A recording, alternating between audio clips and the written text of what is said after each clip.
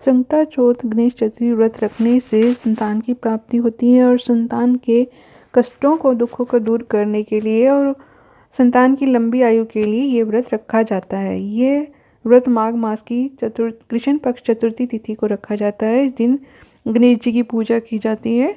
इसे तीन संकटा चौथ गणेश चतुर्थी व्रत भी कहते हैं। तो यहाँ पर 3-4 कथाएं प्रचलित है, जिनमें से एक कथा इस प्रकार से है। इसे सुनने से ही व्रत संपूर्ण होता है। एक समय की बात है, राजा हरिश्चंद्र के राज्य में एक कुम्हार था। वह मिट्टी के बर्तन बनाता, लेकिन वे कच्चे रह जाते थे। एक पुजारी की सलाह पर उसने इस समस्या को दूर करने के लिए एक छोटे बालक को मिट्टी के बर्तनों के साथ आवा में डाल दिया। उस दिन संकष्टी चतुर्थी का दिन था। उस बच्चे की माँ अपने बेटे के लिए परेशान थी। उसने गणेश जी से बेटे की कुशलता की प्रार्थना की। दूसरे दिन जब कुमार ने सुबह उठकर देखा तो आवा में उसके बर्तन तो पक गए थे, लेकिन बच्चे का बाल बांका भी नहीं हुआ था। वह डर गया और राजा के दरबार में जाकर सारी घटना बताई। इसके बाद राजा ने उस बच्चे और उसकी माँ को बुलवाया तो माँ ने सभी तरह के विघ्न को दूर करने वाले संकष्टी चतुर्थी का वर्णन किया। इस घटना के बाद से महिलाएं संतान और परिवार के सौभाग्य के लिए संकट चौथ का व्रत करने लगी। इस प्रकार ये एक कथा प्रचलित है। अब दूसरी कथा सुन लेते हैं। पौराणिक प्रचलित श्री गणेश कथा के अनुसार एक बार देवता कई विपदाओं में घिरे थे।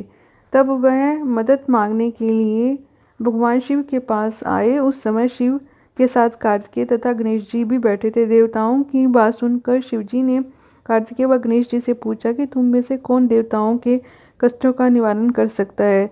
तब कार्तिकेय व गणेश जी दोनों ने ही स्वयं को इस कार्य के लिए सक्षम बताया।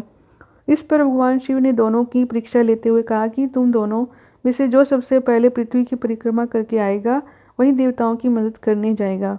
भगवान शिव के मुख से यह वचन सुनते ही कार्तिकेय अपने वाहन मोर पर बैठकर पृथ्वी की परिक्रमा के लिए निकल गए, परंतु गणेश जी सोच में पड़ गए कि वे चूहे के ऊपर चढ़कर सारी पृथ्वी की परिक्रमा करेंगे तो इस कार्य में तो बहुत समय लग जाएगा। तभी गणेश जी अपने स्थान से उठे और अपने माता पिता की 7 बार परिक्रमा करके वापस बैठ गए। परिक्रमा करते लौटने पर कार्तिकेय स्वयं को विजेता बताने लगा। तब शिवजी ने श्री गणेश जी से पृथ्वी की परिक्रमा न करने का कारण पूछा। तब गणेश जी ने कहा, माता पिता के चरणों में ही समस्त लोक हैं। यह सुनकर भगवान शिव ने गणेश जी को देवताओं की संकट दूर करने की आज्ञा दे दी। इस प्रकार भगवान शिव ने गणेश जी को आशीर्वाद दिया कि चतुर्थी के दिन जो तुम्हारा पूजन करेगा और रात्रि में चंद्रमा को अर्घ्य देकर उसके तीनों ताप यानी दैहिक ताप, वैदिक ताप और भौतिक ताप तीनों ही दूर हो जाएंगे। इस व्रत की करने से व्रतधारी के सभी तरह के दुख दूर होंगे और उसे जीवन में भौतिक सुखों की प्राप्ति होगी। चारों तरफ से मनुष्यों के सुख समृद्धि बढ़ेगी, पुत्र पौत्र आदि धन ऐश्वर्य की कमी नहीं रहेगी।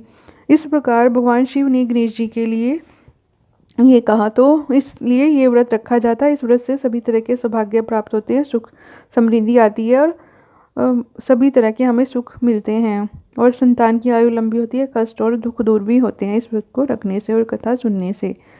तो ये आप व्रत रखेंगे और इससे आपके संतान के कष्ट दुख दूर होंगे, आयु लंबी होगी और सभी तरह के घर में सुख सुविधाएं सौभाग्य मिलेगा। तो प्लीज़ वीडियो पसंद आए तो लाइक शेयर कीजिए, चैनल को भी सब्सक्राइब कीजिए, सपोर्ट कीजिए। Thank you.